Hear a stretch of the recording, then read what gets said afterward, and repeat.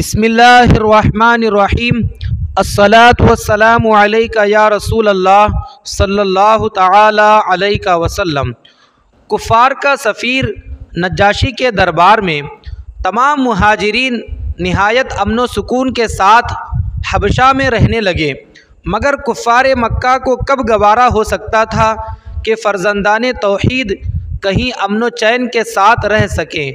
उन जालिमों ने कुछ तहाइफ के साथ अमर बिन अल-आस और अमारा बिन वलीद को बादशाह हबशा के दरबार में अपना सफ़ीर बनाकर भेजा। उन दोनों ने नजाशी के दरबार में पहुंचकर तोहफ़ों का नजराना पेश किया और बादशाह को सजदा करके ये फ़रियाद करने लगे कि ऐ बादशाह, हमारे कुछ मुजरिम मक्का से भागकर आपके मुल्क में पनाह गज़ी हो गए हैं, आप हमारे उन मुजरिमों को हमारे हवाले कर दीजिए। ये सुनकर नज्जाशी बादशाह ने मुसलमानों को दरबार में तलब किया और हज़रत अली रज़ी अल्लाह अन्हु के भाई हज़रत जाफ़र रज़ी अल्लाह अन्हु मुसलमानों के नुमाइंदा बनकर गुफ्तगू के लिए आगे बढ़े और दरबार के आदाब के मुताबिक बादशाह को सजदा नहीं किया, बल्कि सिर्फ़ सलाम करके खड़े हो गए।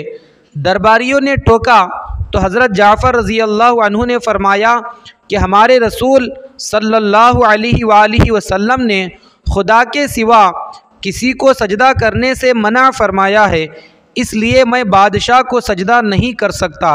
उसके बाद हज़रत जाफ़र बिन अबी तालिब रज़ी अल्लाह अन्हु ने दरबार शाही में इस तरह तकरीर शुरू फरमाई कि ऐ बादशाह, हम लोग एक जाहिल कौम थे, शिरको बुत परस्ती करते थे, लूट मार, चोरी डकैती, जुल्म सितम और तरह तरह की बदकारियों और बदआमालियों में मुबतला थे।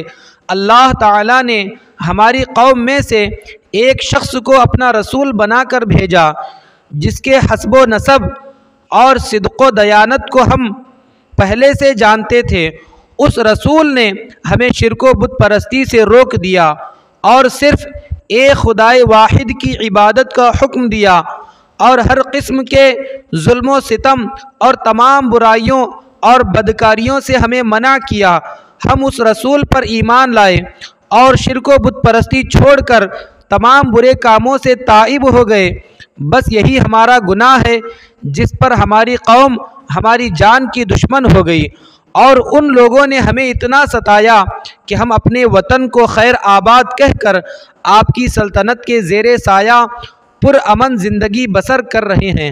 अब ये लोग हमें मजबूर कर रहे हैं कि हम फिर उसी पुरानी गुमराही में वापस लौट जाएं। हज़रत जाफ़र रज़ी अल्लाह अन्हु की इस तकरीर से नज्जाशी बादशाह बेहद मुतासिर हुआ।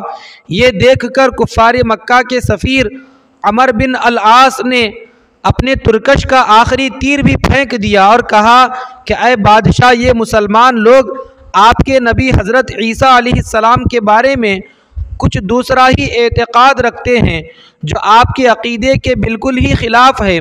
ये सुनकर नज्जाशी बादशाह ने हज़रत जाफ़र रज़ी अल्लाह अन्हु से इस बारे में सवाल किया तो आपने सूरह मरियम की तिलावत फरमाई।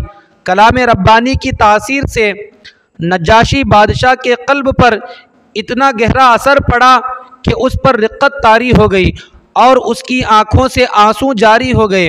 हज़रत जाफ़र रज़ी अल्लाह अन्हु ने फरमाया कि हमारे रसूल सल्लल्लाहु अलैहि वसल्लम ने हमको यही बताया है कि हज़रत ईसा अलैहिस्सलाम खुदा के बंदे और उसके रसूल हैं, जो कुंवारी मरियम के शिकम मुबारक से बग़ैर बाप के खुदा की कुदरत का निशान बनकर पैदा हुए।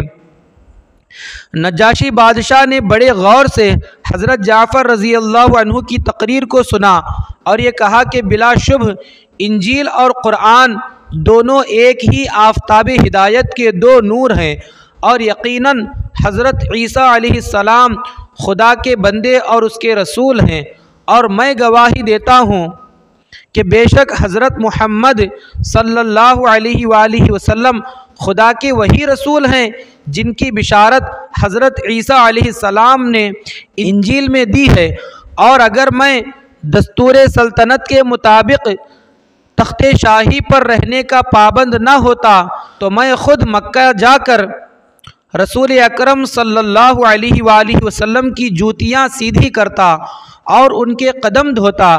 बादशाह की तकरीर सुनकर उसके दरबारी जो कट्टर किस्म के ईसाई थे नाराज़ व बरहम हो गए, मगर नज्जाशी बादशाह ने जोश ईमानी में सबको डांट फिटकार कर खामोश कर दिया और कुफ़ार मक्का के तोहफ़ों को वापस लौटाकर अमर बिन अल आस और अम्मारा बिन वलीद को दरबार से निकलवा दिया और मुसलमानों से कह दिया कि तुम लोग मेरी सल्तनत में जहाँ चाहो अमन व सुकून के साथ आराम व चैन की ज़िंदगी बसर करो, कोई तुम्हारा कुछ नहीं बिगाड़ सकता।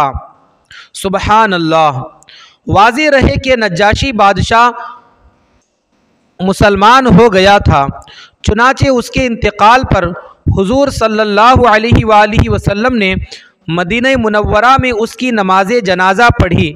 हालांकि नज्जाशी बादशाह का इंतकाल हबशा में हुआ था और वो हबशा ही में मदफून भी हुए, मगर हुजूर सल्लल्लाहु अलैहि वसल्लम ने गाइबाना उनकी नमाज जनाजा पढ़कर उनके लिए दुआए मगफिरत फरमाई। सुबहान अल्लाह।